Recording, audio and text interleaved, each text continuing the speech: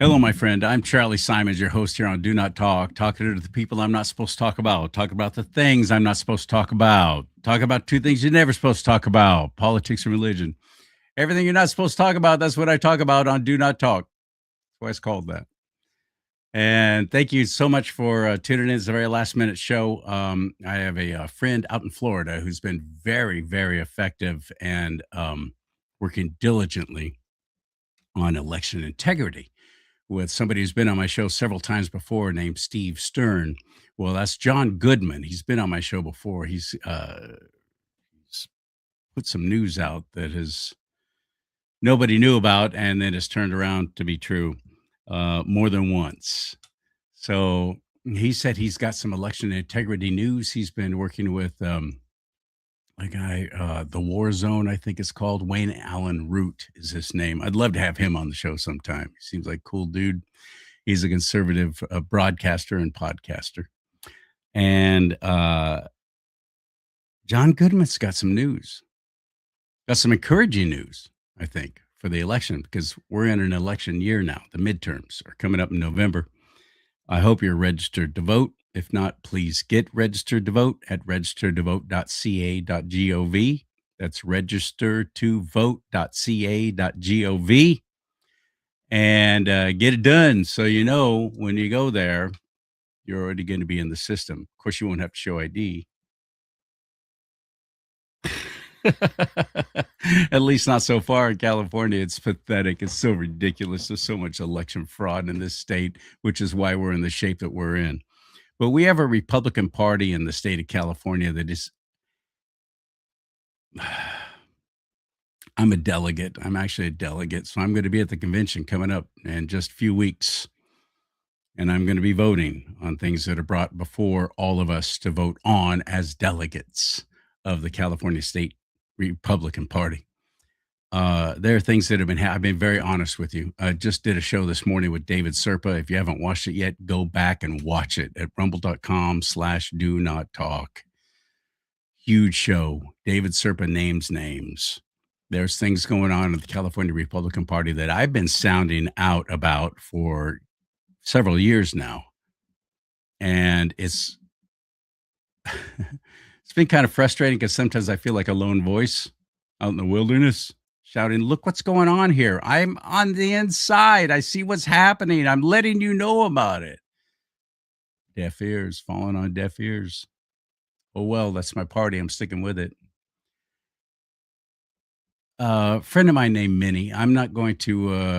I haven't even talked this over if it was okay with her for me to put this on the show. But I'm before I bring in John Goodman, I wanted you to hear what she wrote.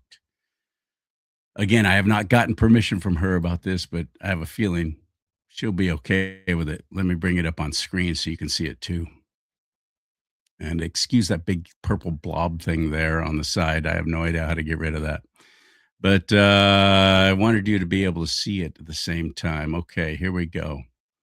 On February 19th, 2026, the CAGOP, that's the Republican Party of California, their engagement committee that Corinne Rankin sits as chairperson, issued an internal memo to California County Republican Central Committee leaders. I'm not one of those. I'm just a delegate. They held across the state to block far right candidates and delegates identifying as America First. The memo highlights controversial Nick Fuentes for rejecting the America First candidates and delegates into the party, not rejecting. I don't think she meant to say rejecting. The memo highlights controversial Nick Fuentes.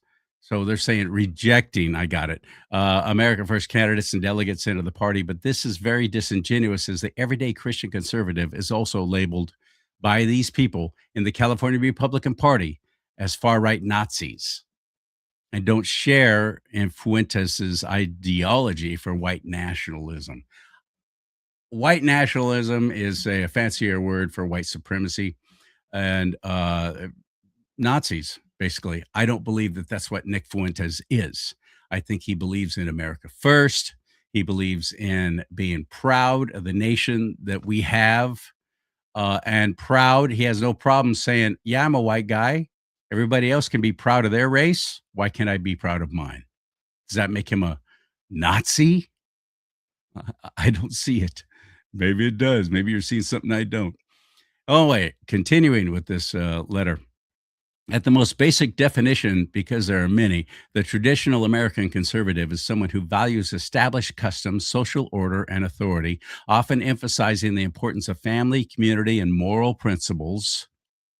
They believe that society should be guided by historical traditions and inherited values.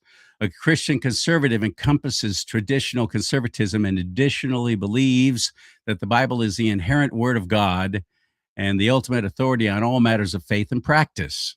Amen. They believe that the Bible is inspired by God and that it is a final authority for all Christian belief and conduct. Amen. Conservative Christianity has played a significant role in shaping American history as America was founded a Christian nation. Amen. Today, conservative Christians hold strong convictions on issues such as abortion, homosexual rights. I don't use their little letters because I don't let the left dictate the English language for me. So, homosexual rights and immigration, leading conservative Christians to register Republican for the party's shared stance on these issues. It's in our platform. We support traditional marriage. We support, we are pro life. In the platform, the California Republican Party actually tried to remove that a couple of years ago under Jessica Patterson, then chair of the party. And she turned out, and her co chair ran.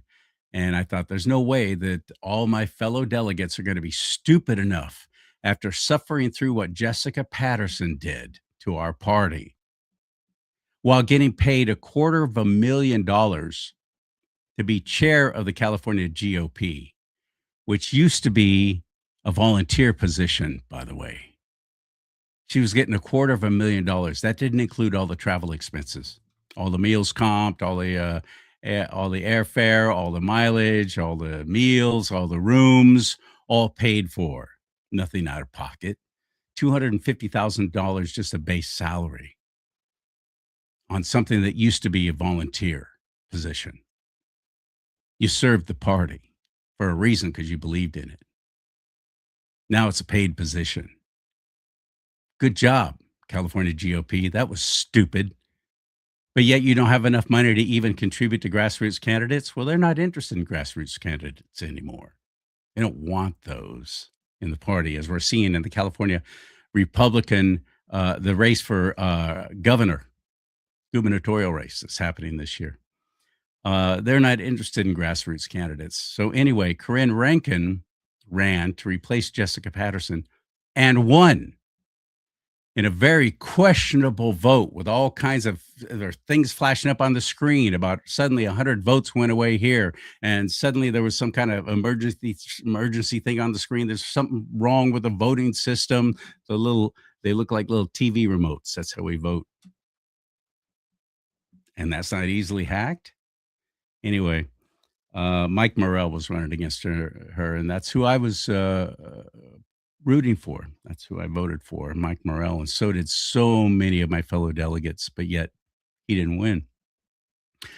The co-chair, Jessica Patterson Light, who was a registered Democrat just like a few years earlier and switched parties, but still claims to be socially on the left. Fiscally conservative, but socially on the left. Those are very dangerous people, as far as I'm concerned, who are running the party.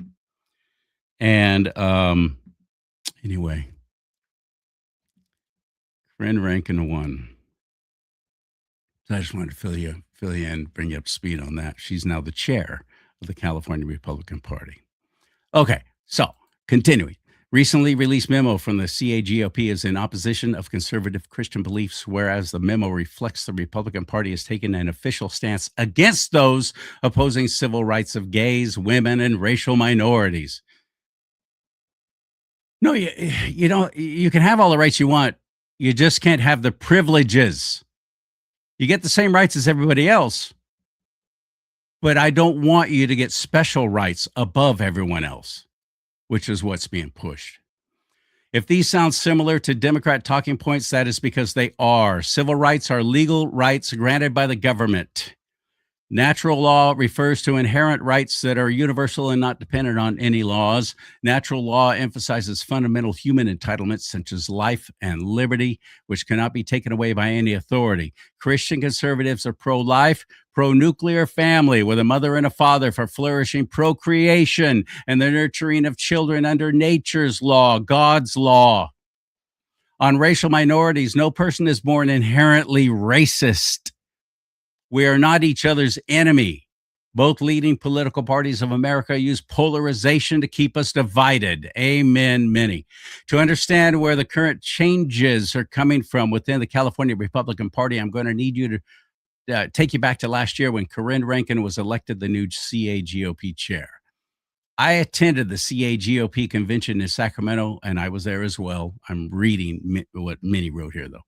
I attended the CAGOP convention in Sacramento where Corinne Rankin was elected chair in March of 2025. It was actually the convention down in Los Angeles where that happened. Anyway, I was there in support of Mike Morrell for chairperson and Lonnie Kane, CRA endorsed candidate for CAGOP vice chair. Lonnie Kane, awesome. My voice is grassroots, and I spoke from the street for the everyday hardworking man and woman. There are hundreds of delegates in attendance of the California GOP convention to choose their new chairperson. This particular election had a feeling of urgency to it. Absolutely right, it did. The warning bells had been rung that Rankin was not the best fit for the chair. The Rankin Files, that's an actual YouTube channel, gave voting delegates an extra eyes view into who Rankin is at her core. She professes her views are aligned a Democrat. She shares other core beliefs and ignores directly answering questions. I know that to be true because it's what she did when I interviewed her before she won chair. She'll never go on my show now, guarantee it. When someone tells you who they are, pay attention. But when someone shows you who they are, believe them. I'll link those Rankin Files below, and she did. In the end, the race was called, and Rankin took 57% of the vote, beating out her competitor, Mike Morrell. However, some delegates questioned that the voting tabulation wasn't fair after sharing test runs failed to calculate the correct number of votes. And in other reports, there were accusations that absentee delegate votes were brought up and carried to favor Rankin. Those were bought and paid for. I'm quite convinced. I'll throw in allegedly, just in case they decide they want to turn around and try and sue me. When Rankin was called the winner, I was told by a delegate in attendance there wasn't much excitement from the audience. No, there was not. And when Morrell spoke, the audience roared in approval of him. Yes, that was true.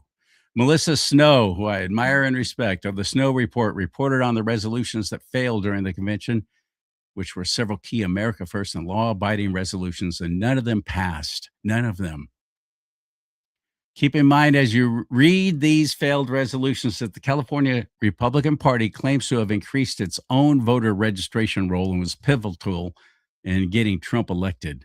But when it came down to supporting Trump's America First agenda, the actual votes by voting members themselves reflected a different story. Resolution number 6, supporting President Donald J. Trump in his efforts to enforce immigration laws, did not pass. Resolution number 11, supporting President Trump's administration National Farm Security Action, did not pass. Resolution 19, ensuring election integrity by removing non-citizens from voter rolls. Just makes sense, right? That passed, but it failed due to lack of quorum. Failed due to lack of quorum? I'm sorry, what? How come there was enough quorum for everything else? Explain that. All right, continuing. You can see here for yourself in these failed resolutions where the split is within the party itself. There are the establishment voting members who did not support Trump's America First agenda. And then there were those voted against the former Democrat Rankin to support Trump's America First agenda. Christian conservatives that are actively political and see what's happening within the party have already begun to exodus themselves of the Republican Party, electing to register as no party preference. Daniel Mercury, running for California's next governor and author of Lucifer's Zenith, where Daniel details his experience with all forms of government corruption and deception, said, quote, if voters only knew how infiltrated each of those groups had become, they would easily identify candidates with moral decree instead of just believing what their party tells them, unquote. Other conservatives are leaving the Republican Party too. Actor James Woods, and political commentator who identifies as Catholic, has said he's done with the Republican Party and is registering independent in a recent post on X. I have two short last thoughts. The memo opposes critics of Trump. The memo opposes critics of Trump. Okay. Let me remind the California GOP that Trump is an employee of we the people. It is our duty to keep a watchful eye on all our elected representatives and to hold them accountable for their actions and behaviors, just as other employers would in the job force. This includes being critical of action or behavior that does not serve the interest of we the people. And lastly, take heed the warnings of our founding members, many of whom were very clear on the evils of political factions, which is what the Democrat and Republican parties both are, and the importance of vetting candidates for their moral compass to do the right thing for the people. Thomas Paine wrote, quote, a man under the tyranny of party spirit is the greatest slave upon the earth, for none but himself can deprive him of the freedom of thought, unquote. Here's the memo, by the way. California GOP directs counties to reject candidates aligned with Nick Fuentes and other Nazis. California GOP convention recap. Trump's MAGA momentum shunned. Barely 2 days after commencing, there was diminished excitement at California Republican Party spring 2025 convention result. 3 of 4 party officers elected are established Republicans, or establishment Republicans. Very important, very different. Establishment Republicans. The new chairwoman, Corinne Rankin, it's Rankin, not Raskin, is written here. The Vice Chair, John Park. Secretary Sayers Morris. America First Treasurer candidate Jack Guerrero was the lone exception. And I'll leave you with this, and then I'm going to get John Goodman into the mix here. California gubernatorial candidate Daniel Mercury blasts California GOP and exits Republican Party in third run to replace Gavin Newsom. Quote, U.S. Navy veteran and constitutional conservative Daniel Mercury registers no party preference ahead of the June 2nd, 2026 primary. He said, quote, the California GOP ignores their own bylaws, just like Democrats, and waters down their own conservatism. It is the group that no longer votes its conscience and has compromised its moral compass, unquote. Daniel Mercury. It's frustrating. I'm frustrated. I don't know what's coming up at this convention in just a few weeks. 2 weeks, actually. But I will be there. I'll let you know. I'll be doing some live reports from there too here at rumble.com/do not talk. But right now, somebody who's very well ensconced in election integrity, working with American patriot heroes like Mike Lindell and Wayne Allen Root and Jerome Corsi and many others, is on the show. Let's get him in. Hit it.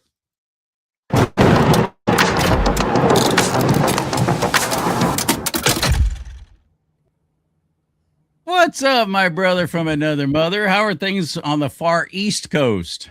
Well, they're very good, and a lot of productive work being done, and it's so great to be back on this show. This was one of the first. I never cared about podcasts, but Steve Stern, as you mentioned his name earlier, hooked us up, and this was actually one of the first podcasts I ever went on, and so it feels really good to be back with you today, CharLee. Well, I'm glad you're here. You've given us some great information in the past. You're the one that was talking about being a part of and helping in the planning of the executive order that President Trump has got, as far as I know, standing by and ready to go if the SAVE Act doesn't pass. What's the latest news out there in Florida? Well, I'll tell you, I took a very unpopular Republican stance when it came to the SAVE Act. And I've rattled some feathers, but now we're getting back on track. And this is what happened. As you recall, the original SAVE Act was focused on proof of citizenship and voter ID, yet it said nothing, zero, about the number one culprit of election fraud, which is mail in ballot. It wasn't even in the SAVE Act, okay? Right. And the bottom line is it's the number one way illegal aliens They're vote in our cheating here in election. California, that's for sure. Yes. And anyone believes that an illegal alien hiding from ICE is going to go down to the election office to register in person is living in a fantasy world. Well, here in California, they don't have to. All they have to do is get a legal driver's license and they can get registered to vote. No questions asked. And you're talking about motor voter, I assume. Motor voter law, yes, in California. Right. So I was not a big fan of the SAVE Act, and I'm not a fan of it now because and I'm going to tell you why. Number one, Donald Trump added to the SAVE Act mail-in ballot, no mutilation of children for transgender, and no men and women's sports. So now it is in Charlotte's web of a legislation bill that, by the way, is at least 10 votes short of the 60 vote threshold. And it is amazing to me that 80% of Republicans are standing on the bow of the Titanic, knowing that the SAVE Act is on a respirator. And the SAVE Act, I had a three-way call. I'm going to drop some names. The hell with it. I had a three-way call with Steve Stern, Wayne Root, and myself 3 weeks to a month ago. And I called the SAVE Act a red herring. Everything in the SAVE Act dealing with elections is in President Trump's election executive order on steroids. But nobody knows what's in it. You know what I mean? Yes, I do. Well, like Nancy Pelosi said, we've got to pass it to be able to know what's in it. So there you go. Go ahead and pass it. And I'll never forget that. That was a whole Obamacare thing. Remember that? That's one of the classic lines in political history. These idiots don't even read what they're voting on. No. But the SAVE Act, 5 pages. That's it. That's it. It's like as short as like a CR, like a continuing resolution. I mean, it's not going to pass. And it's time for the Republicans to take a dose of reality. And so Donald Trump, as you know from last time I was on your show, he was ready to release this executive order in early November. And here comes the SAVE Act. Mr. President, we've got a way to solve all of this. You don't have to worry about all these challenges in court and all the pushback. We're just going to be able to pass it through Congress. Well, it did pass in the House. In the House, yeah. But it's never going to get 60 votes because even if every single Republican, CharLee, voted for the SAVE Act, it would still be 7 votes short. And the Democrats know that mail-in ballot is their number one tool for cheating. And I'll give a quick example. John Fetterman, who was for the SAVE Act, but now suddenly he's turned against it. That's right. And why? He was for the SAVE Act in that original where I told you that it was just proof of citizenship and voter ID. Oh, because those 2 other things were added. Now suddenly he doesn't want it. Got it. Well, he even said, why are you tampering with mail-in ballot? So I've told you many times that there's no such thing as mail-in ballot. It's not in the Constitution. It's not in the 1965 Voting Act. But let me now give you some things that have happened since I talked to you last and to your fans last. My fan. No, Charlie. You're very well. You may be in a tough spot in California as a California delegate, but you are respected as a podcaster and individual. So Thank you listen, both for watching. yeah, no, there'll be plenty of people that will get the message through Okay, all Charlie right. Simons. Absolutely. So the Democrats, now it's like mail-in ballots are legal. It's just part of our voting system. Well, since I talked to you last, two big things have happened.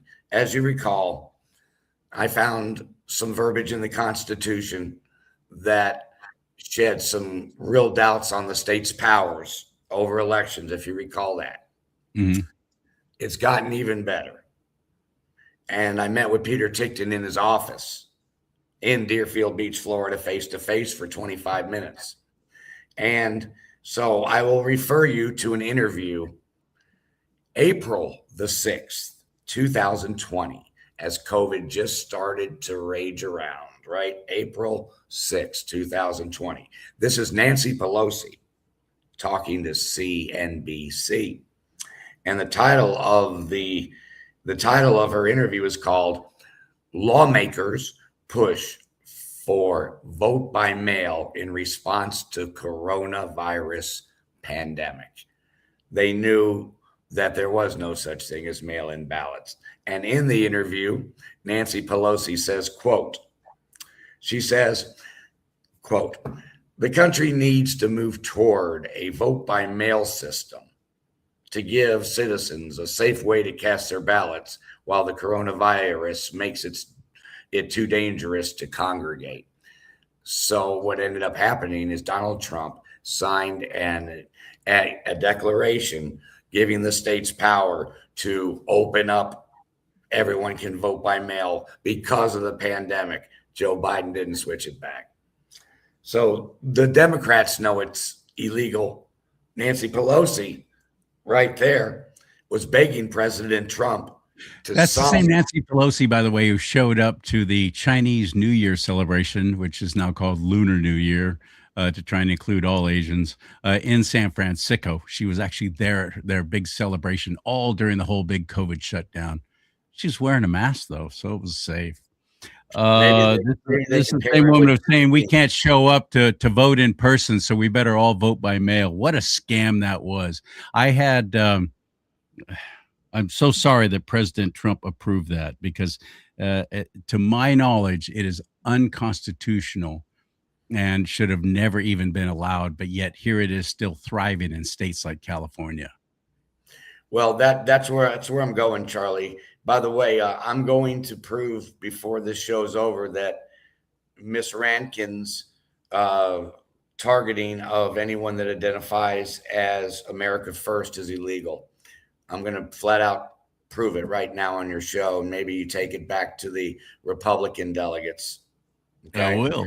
Okay. I will. So number one, besides the constitutional law that I submitted to Peter Tickton, and I went to his office because I wanted to have something as a backstop at SCOTUS because, well, first of all, the SAVE Act is hurt because it's delayed the release of the executive order because everyone's waiting for it to pass. It's not going to pass. No, And heck that's no. They're going to drag it out and the whole thing they're going to filibuster and all this crap. And they want to take a spring break, an Easter break, as they call it. They don't want to deal with all of it. It's not important enough to them to put in this kind of work. Is there any question why almost every American at this point just hates our legislators in general, hates the Congress, hates the Senate. We're sick of it. We're done with it. We can't stand these people. And we watch John Toon, the majority leader in the Senate, throw a little dog show for all of the members of the Senate, and they all brought their dogs, and they had a little dog show after he had just said, "Oh yeah, no, we just don't have the kind of time to really bring this to a vote right now." Well, the bottom line is this. regardless of what I think about John Thune, regardless of what I think about the SAVE Act, the reality is it doesn't have the votes, and it's not going to get the votes. So Donald Trump needs to go ahead and release his executive order, which has been ready for several months, okay? Because as soon as he signs it, it's going to have a appeal put on it by the Democrats. They're going to challenge it. Then you've got to wind through the appeals process. And the goal is there has to be enough time to get it to SCOTUS. And now I'm going to tell you how the oral argument at SCOTUS is really, and this sounds very arrogant, is really awesome. And the Democrats will be out of gas at SCOTUS, even if a left-wing judge in appeals puts an injunction on it. It'll still be upheld and codified by SCOTUS. And I'm going to tell you, by the way, for anyone who doesn't know, is the Supreme Court of the United States. Yes. I never want to assume that everybody knows. I always explain things. Absolutely. But the Supreme Court, of course, this is going to wind up, whether it's an executive order or whether the SAVE Act passes. There is something that John Kennedy from Louisiana has introduced, and it's something I hadn't heard of, but it's a way for them to require only 50 instead of 60 votes. Yeah, You know about that? I do know about it. And what they say they would do is try to do a quorum vote during the recess, because if the Senate's out of session, then it just needs a simple majority. But do you really think that the Democrats are going to leave town knowing that when they come back, their coveted mail-in ballot would be gone? I mean, it's almost like recess appointments, right? You know how sometimes parties push through a few judges during recess appointments? Yeah. Oh, yeah. Sure. Legal, yes. Realistic, again, I'm fully aware of it. It sounds great. Hey, when you're at home, we'll push the SAVE Act through. They're not going home. The Democrats are not going to go home. The mail-in ballots is their lifeblood. They can't win elections without them. They're not going anywhere. Chuck Schumer's telling them, don't you leave Washington, D.C. city limits or your ass is in huge trouble, buddy. It's true, CharLee. I know, but they're trying. But I see what you're saying. I think let me throw it out here. See if I am on the right track. You're wanting and encouraging President Donald Trump to go ahead and just say, screw it, and put the executive order into action because it's going to have to be done anyway. But I believe that President Trump is doing this for two reasons. One, he's certainly fully aware that we're in a midterm election year and that we've got to maintain and even increase our majority in the House and in the Senate, or the last 2 years of my president's term is going to be far worse than anything that Nancy Pelosi tried to bring down on him during his first term. It's going to be horrific. Are the American people going to realize that? Are they going to wake up? Are they going to say we're sick and tired of Democrats? No, because all this cheating is still into effect, and there's a whole lot of people who will never vote for anything with an R in front of its name. And he knows this, no matter how good it is for them, no matter how much better things are now. So I believe he's letting this process play out because he wants us to see who the real rhinos are. So we will be emboldened and encouraged to go vote in the primaries in California on June 2nd, and then in the big election in November, and get rid of these freaks, get rid of these rhinos. And it's happening in other states already who have earlier elections. But except for Florida, your state of Florida, what the heck happened? Suddenly you got a bunch of Democrats all running around there squealing with delight. Well, I'm telling you, what you just said is really playing a risky game, because what me and Wayne Root are calling it is 2 for the price of 1. If you want to sit there and fight for a bill that is a long way from passing, way short of votes, but release the executive order, then you have a legislative attack and an executive branch attack. And keep in mind, CharLee, if the SAVE Act doesn't pass, which it's very slim chance that it will, you can't appeal to the Supreme Court. Oh, my bill didn't pass Congress. No. But you can appeal if an appeals judge puts an injunction on a presidential executive order. Okay? That's important. The other thing is, I'll drop some more names. I called Scott Pressler. I called him myself. I had had enough because he's pushing the SAVE Act even when it was just proof of citizenship and voter ID, with not even a mention of the number one culprit of the fraud, the mail-in ballot, over 50 million per election over the last 3 cycles. And he didn't want to hear it. He had a meltdown. He did. Yeah, I don't care. It's true. He had a meltdown. He would not even acknowledge the fact that the SAVE Act is in bad shape. He would not acknowledge that it's not mail-in ballot strong enough. Wouldn't acknowledge anything.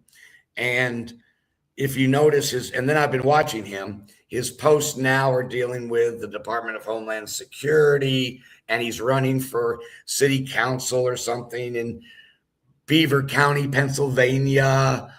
So he convinced a lot of Republicans.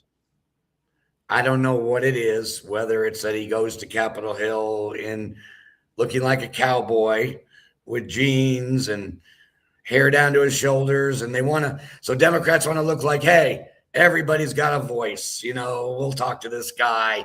I don't know what the motivation is, but why the Republicans continue, Mike Lee, continue to say that the SAVE Act is got hope, is delaying Donald Trump, delaying it, running through the process. And if it doesn't get to SCOTUS in time, we will have millions of illegals voting mail-in ballots, and the Democrats will take back Capitol Hill, and Donald Trump will likely be impeached. And if they use him and somehow are able to take both houses, he could be thrown out of office. Actually removed from office. Yeah. Yes.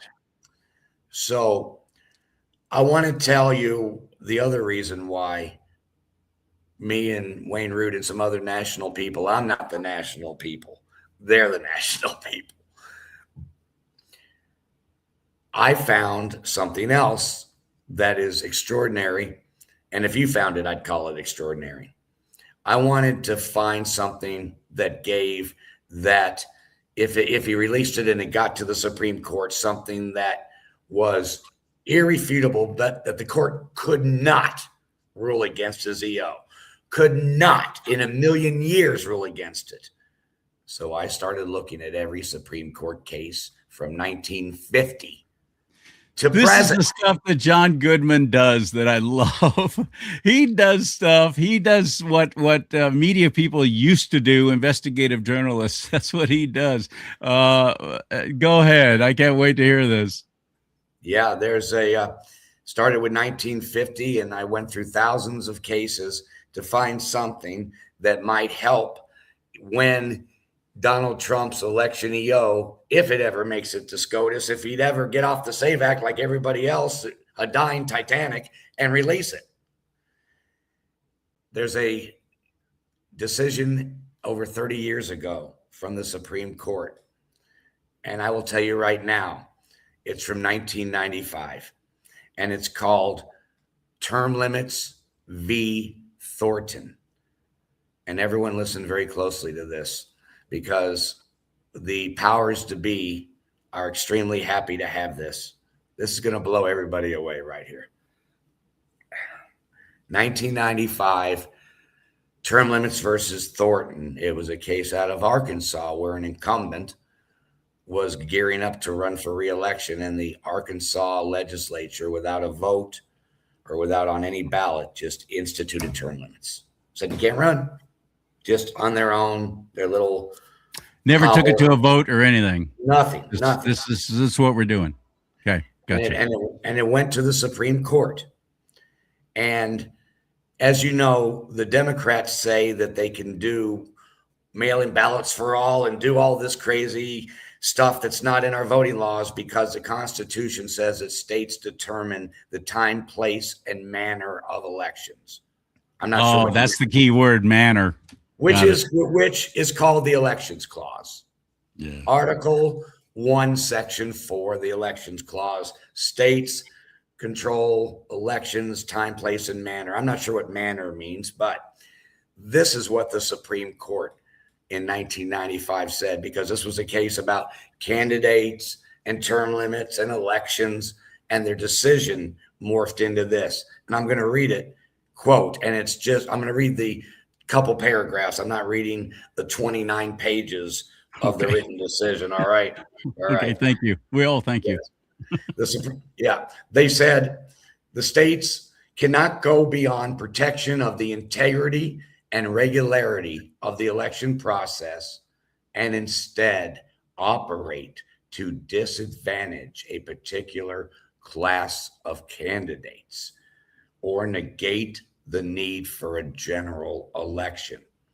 Then they said this. They said, the framers understood the Elections Clause, which is what the Democrats hide behind for their reason to be able to do all this. So let me say that again. The court said, quote, the framers understood the Election Clause, Article 1, Section 4, as a grant of authority to issue procedural regulations and not as a source of power to dictate electoral outcomes, favor or disfavor a certain class of candidates, or to evade constitutional restraints. From the Supreme Court, 1995, and my friend Peter Tickton tells me this. He loves it as what he called a backstop, as part of an oral argument if this EO lands at the Supreme Court, which if he doesn't release it soon, it's a moot point. Only once. The Supreme Court was formed in 1789, CharLee. You probably already knew that. Only once in the history of the Supreme Court has a current Supreme Court overruled a decision from a prior Supreme Court. Once in history, Roe v. Wade. It's the only time. And here we have the 1995 Supreme Court that says the states, under the Elections Clause, it's procedural. And now we'll get back to Miss Rankin, who said that she cannot allow Miss Rankin, who you read in your opening monologue, CharLee, right? Yeah. Who said that, right? What'd you say? America First candidates cannot identify. That's right. Not welcome. Yeah, that's right. Well, how about in that decision I just read, it said that they cannot favor or disfavor a certain class of candidates. So this is a widely unknown Supreme Court ruling. And just to put the icing on the cake, at the time of this ruling, it was a 5-4 Democrat majority court. That was Bill Clinton. Those are Bill Clinton days. Yeah, the written majority decision. Ruth Bader Ginsburg, of course, Justice Souter, Justice Stevens. So they will be out of gas at the Supreme Court because the Supreme Court already rules that the states cannot F with our elections, that it's procedural. And they have gone way past procedural, like changing our voting laws, because I don't think absentee ballot even exists anymore. I don't know if it does either. That's a good question. Why do you need it? Anybody when everything's vote by mail, you don't need to set up certain absentee ballot recipients, which what that is are those are military folks who served overseas, so they're able to vote. People who are, maybe in a care facility and they can't get out so that they can vote. You're absolutely right. Why do you need absentee ballots? You don't. And you don't if everybody's getting a ballot by mail, You and certainly many don't. getting more than one, by the way. Absolutely. And I will tell you that along with that oral argument, which quotes the 1995 Supreme Court ruling, which is very effective, he was really pleased to have that. And I spent about 2.5 months going through these cases. I haven't been on your show in a while, CharLee. No. And when I came across that case, I popped out of my chair in the office like, I just had the Powerball numbers sent to me a text and I hit it, you know. But Yeah. and the Supreme Court ruling is probably the number one beautiful thing, but also there's several things constitutionally that they're going to combine with it if it gets to oral arguments. And that is Article 6. Listen to this. This is straight out of the Constitution. Remember, at the Supreme Court, you want case law and you want constitutional law. You don't want the expert said. This guy believes that this is what should be. You want unrefutable. And are you going to refute the Constitution if you're a Well, Democrat? many do, yes, but no, I don't. But they are technically unrefutable. So anyway, Article 6 in the Constitution is also key because it says the Constitution and the laws of the United States shall be the supreme law of the land, and the judges in every state shall be bound thereby. Anything in the Constitution or laws of any state to the contrary, notwithstanding. Article 6, boom. Motor voter, right? Article 15 in the Constitution. American citizens are afforded the right to vote. American citizens. It's near the top of the Constitution. So, and California is not even hiding the fact that they're giving IDs and voting rights to illegal aliens. You've known it longer than most people have known it, CharLee. Right. So there are 3 articles in the Constitution that 37 of the 50 states are directly violating. Plus, they're going to be in for a surprise when they get dropped the 1995 ruling that their power is procedural and changing election laws does not fall under the elections clause, Article 1, Section 4, which we've all thought, and I alluded to this before, we all thought that the states could do whatever the hell they want. So we've got a hell of a oral argument. I'm sure Peter and the other attorneys will have some additions and editing, and because I'm not a lawyer, but I can read. I can read the Constitution and I can read a Supreme Court decision. And I don't need to be Albert Einstein to do that.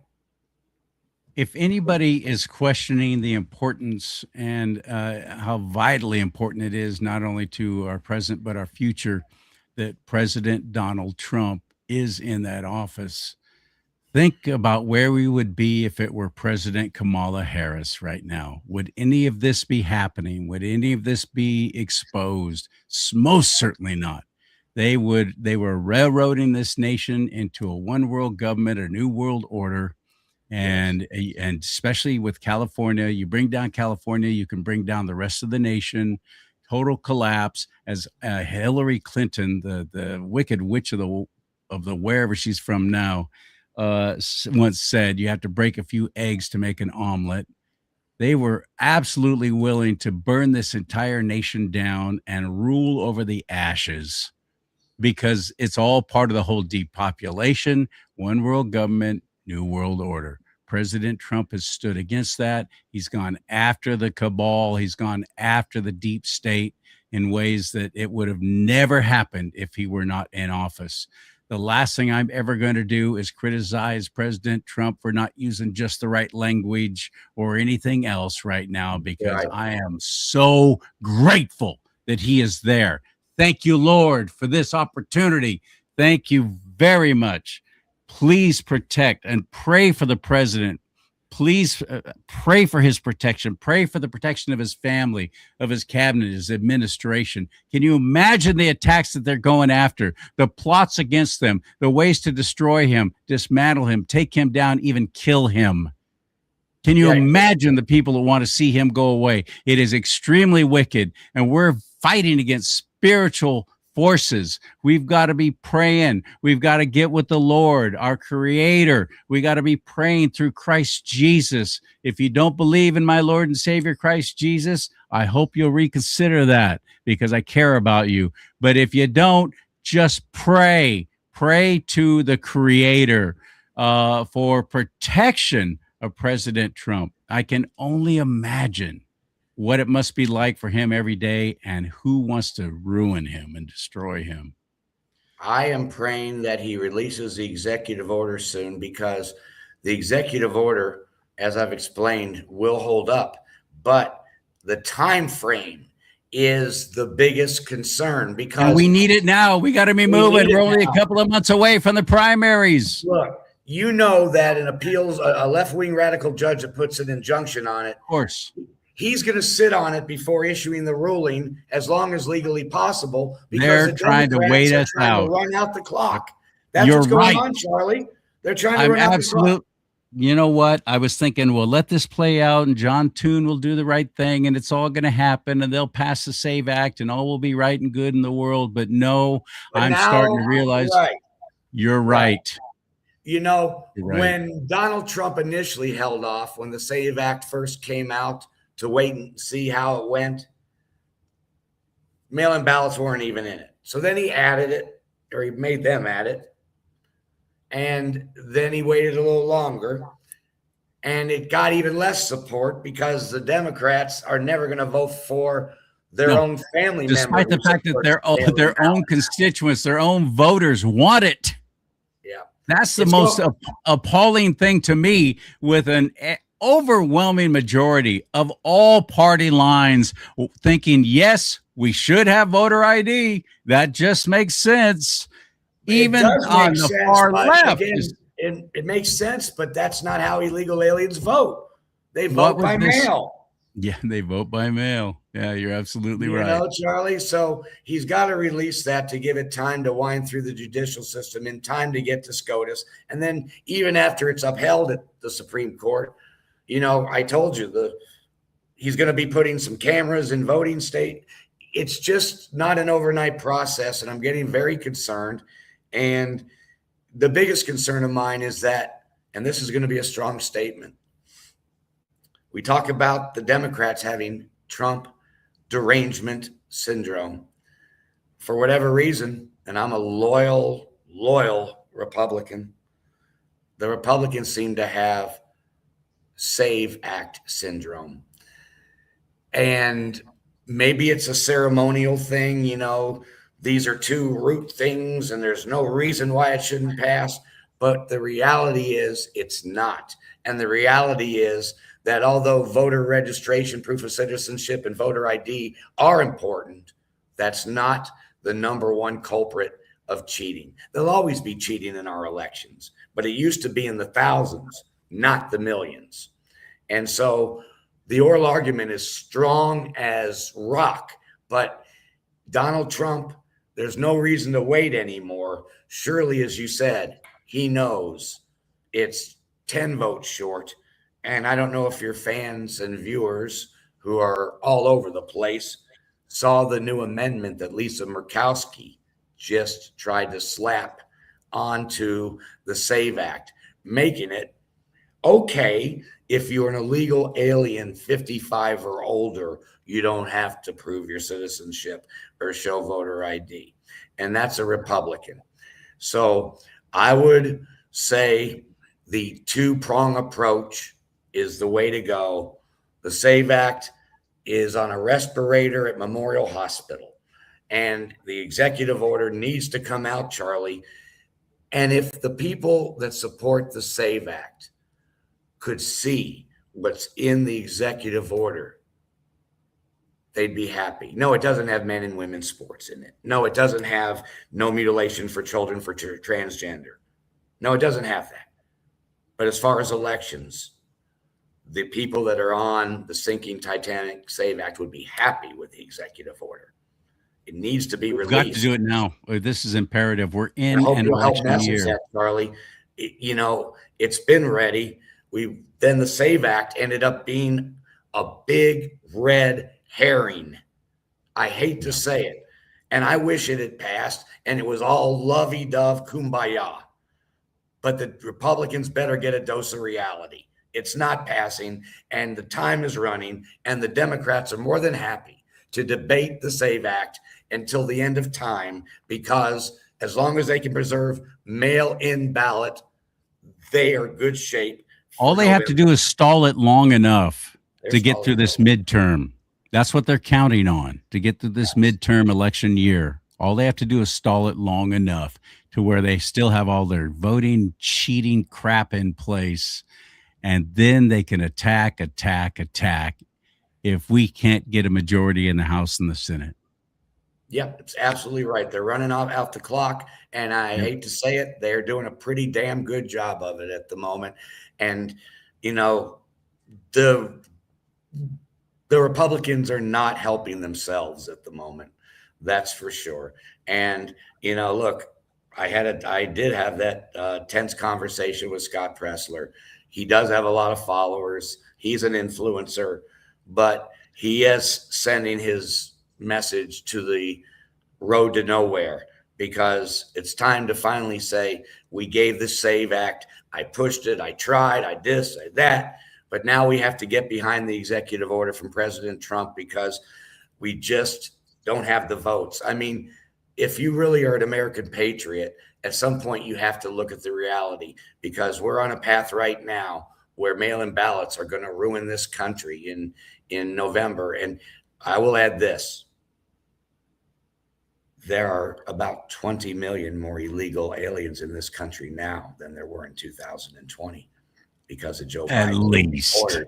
At least. So if you think mail-in ballots was a problem, there's more. Oh, at least.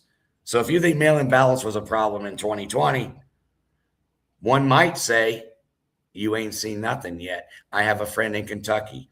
He's well-connected Democrat. He's a friend. He's more of a Clinton Democrat. He's not, a squad member Democrat. But he says that the Democrats look at the midterms as their last chance to take down Donald Trump. And they're not talking about assassinating him, but take him down. They've tried 2 phony impeachments. It didn't work. They've tried 4 trials. It didn't work. And he told me that between mail-in ballots and the Democrats are going to show up in droves, even the ones that aren't using phony mail-in ballots. At the same time, Donald Trump's not on the ballot. This is shaping up for a major league disaster. And I wish I had better news. If the EO comes out soon, not in July, it won't be in time. It's going to get challenged by a left-wing judge at the appeals level. We've said that all along. We've talked. And like you said, they'll sit on it until right at the very last minute, just to again play out the clock even more. Exactly.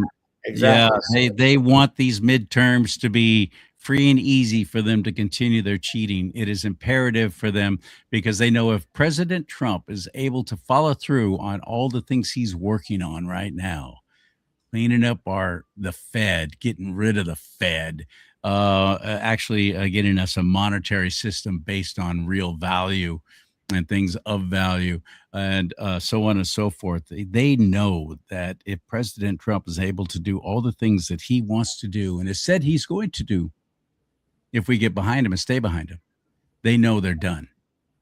They're done. You're right, CharLee. You're right. Because really, we've got crazy Democrats. We've got the Iran conflict. But as far as Trump and his power and his able to lead and continue to make the great decisions that he's always made, the real last hurdle is the midterms. If he gets through the midterms, the last 2 years of his term will be the golden age, because they won't be able to make up phony impeachments. They won't be, because because we'll still have control on Capitol Hill.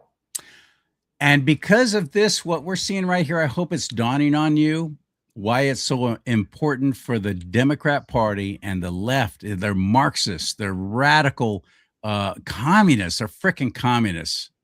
Why it's so important for them to completely destroy all of this is, again, for that new world order. They're doing the devil's work. They truly are. That's what they want. And they are fighting against this one man who said, nope, we're going to be sovereign. My own California Republican Party is labeling me all kinds of things because I'm a Christian and I believe in the sovereignty of the United States of America. So I'm a white Christian nationalist. And so why aren't you? I don't care what color you are. Do you believe in the sovereignty of the United States of America? Do you think that we are a God-blessed nation that was created through divine intervention? As if you look at the writings of our founding fathers, this is a blessing from God that we, the people, have at least one voice, one time, in who's going to be calling the shots for us at the top. The rest of the world and the New World Order does not want anybody having that kind of freedom, and can't be having a nation as powerful as we are continuing. That's why they want to destroy this. Are you starting to realize this? Is this dawning on you? I pray it is. And I also hope that you pray for President Trump and protect him. I'm with you, John, because I've been sitting back going, oh, the SAVE-Act's got to pass. It's got to pass quickly because we got the primaries coming up, California. Something's got to be done about all the election fraud here. We got to start showing ID and so on. I'm thinking this is fantastic. We got to get this done. This is the way to do it. But now I'm realizing after talking to you, screw them. Just do the EO. Let it go through the courts. Let it be challenged by some goofball lefty. Let it go to the Supreme Court. That's and let it be done. And also, I'm with you. I agree with you now. Perfect. And this current Supreme Court, if you look at the decisions they've made over the last 4 months concerning illegal aliens, 3 months ago they ruled President Trump can continue deportations. That's from the Supreme Court 3 months ago. Okay. And then they had a ruling just a day or two ago that also reaffirmed the same thing. So the current Supreme Court, it is a 6-3 Republican majority, but they seem to be understanding that millions and millions of illegal aliens in our country is having an adverse effect in many ways. Crime, elections, people don't get jobs because they can pay an illegal immigrant $8 an hour cash. All of our tax dollars going to support them getting freebies, one freebie after another. That was a bribe. That was a bribe. All under the guise of, well, we need somebody, as Chuck Schumer literally said, who's going to pick the crops in the field, who's going to be cleaning your toilets. That's all these people are to you. Chuck Schumer representing the Democrat Party. That's all these people are to you. That's right. It's insane. I'll tell you what, let them fix their own countries. I don't care what country they're from. I don't care what color their skin is. I don't care. I'd be saying the same thing if Canada suddenly decided, oh, we all Canucks, huh? We're going to come down and force you to watch hockey, eh? Yeah. And drink Tim Hortons. I don't care who they are, what their skin color is. You don't get to come in and just take residence.